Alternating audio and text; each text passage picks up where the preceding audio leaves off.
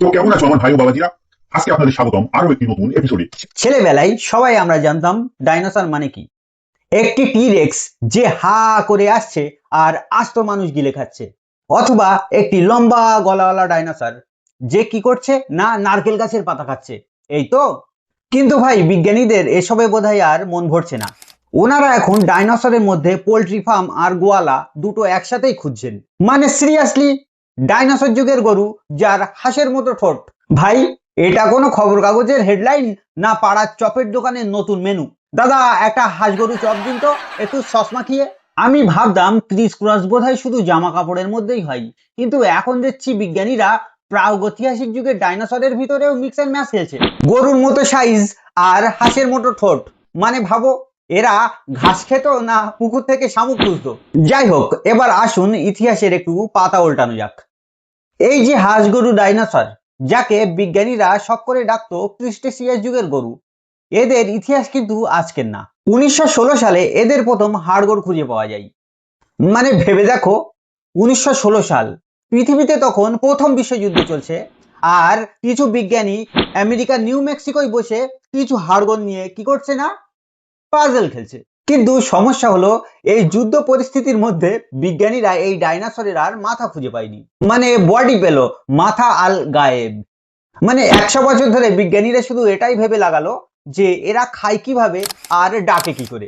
অবশেষে বিজ্ঞানীরা এর একটি অসম্পূর্ণ খলি এবং নিচের চোয়ালের কিছু হাড়গোড় খুঁজে পেয়েছে। 100 বছর ভাই, 100 বছরে বাস এইটুকুই।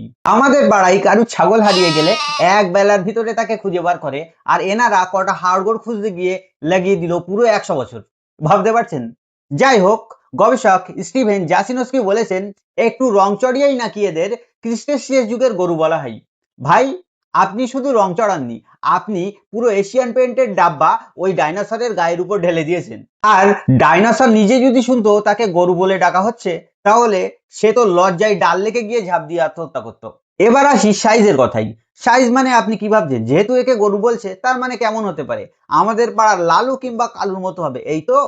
আজ্ঞে না, এই মালটা ছিল পাক্কা 40 ফুট, সলিড 40। মানে একটা 4 তলা বিল্ডিং এর সমান। এবার ইমাজিন করো, একটা 4 তলা বিল্ডিং সমান গরু, যার হাঁসের মতো ঠোঁট, সে হেঁটে হেঁটে যাচ্ছে বাড়ির সামনের রাস্তা দিয়ে। ভাই, আর ডাকছে কিভাবে? ডাকছে হাম্বা হাম্বা না প্যাক প্যাক? আর এর নাম বা কি রাখা হয়েছে? বিজ্ঞানীদের তো আবার সোজা সড়ক সহজ সরল নাম মোটেই পছন্দ না। এর নাম রেখেছে কি জানো? আহোসিসলেসরাস ইউমানি। আহোসিসলেসরাস ইউমানি। কি নাম ভাই! নাম উচ্চারণ করতে গিয়ে আমার এই নিচের চোয়াল মনে হয় খুঁড়ে বেরিয়ে আসছে। এটা নামের থেকে বেশি মনে হচ্ছে সংস্কৃতের কোনো কঠিন শ্লোক। একবার ভাবুন ডাইনোসরের সিচুয়েশনটা। এই নাম যদি ও ওর কোনো বন্ধুর সঙ্গে বলতে যেত, তাহলে সামনের জন নাম কমপ্লিট হওয়ার আগেই ঘুমিয়ে পড়তো। Hello, my name is Ahoshish. আচ্ছা ভাই, তুই বরং আমার গরু বলে ডাক, আমি ওতেই হ্যাপি। তবে হ্যাঁ, এরা ছিল খুব শান্তশিষ্ট স্বভাবের, টিপিক্যাল নাইস গাই। বিজ্ঞানের ভাষায় যাকে বলা হয় হাইড্রোসাইড। কোন রকম মাছ মাংসর ধান্দায় যেত না, একদম পিওর ভেজ। ক্রিটেসিয়াস যুগের শেষ 2 কোটি 40 লক্ষ বছর ধরে এরা পৃথিবীর বুকে ঘুরে বেড়াতো আর থাকতো দল বেঁধে, জাস্ট লাইক আমাদের গরুর পাল। মানে ভাবো একবার সিনটা, নিউ মেক্সিকোর বিস্তীর্ণ তৃণভূমিতে 40 ফুট হাইটের একদল হাঁস গরু ঘুরে বেড়াচ্ছে। আর ক্রিটেসিয়াস যুগ মানেই তো টিরেক্সদের রমরমা বাজার।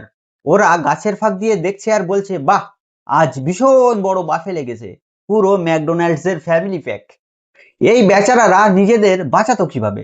নেই তো কোনো শিং, আছে কেবল হাঁসের মতো ঠোঁট। টিরেক্স সামনে এলে কি ঠোঁট দিয়ে কামড়াতো? প্যাক করে কামড়ে দেবো, একদম সোজা হয়ে যাবি। যাই হোক গুরু, বিজ্ঞানীদের এই কাজকে আমি স্যালুট জানাই। প্রাগ ঐতিহাসিক যুগ নিয়ে ওদের কৌতূহল সত্যিই প্রশংসনীয়।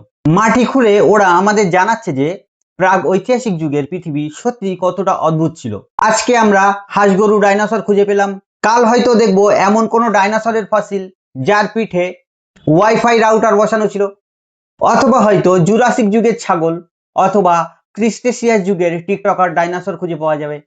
আপনার কি মনে হয় 40 ফুটের এই হাঁসগরু যদি আজ পৃথিবীতে বেঁচে থাকতো, তাহলে ট্রাফিকের অবস্থা কি হতো? আপনার মতামত অবশ্যই কমেন্ট বক্সে জানাবেন। ভিডিওটি ভালো লাগলে লাইক করুন, আর বন্ধুদের সাথে শেয়ার করে তাদেরও এই হাঁসগরু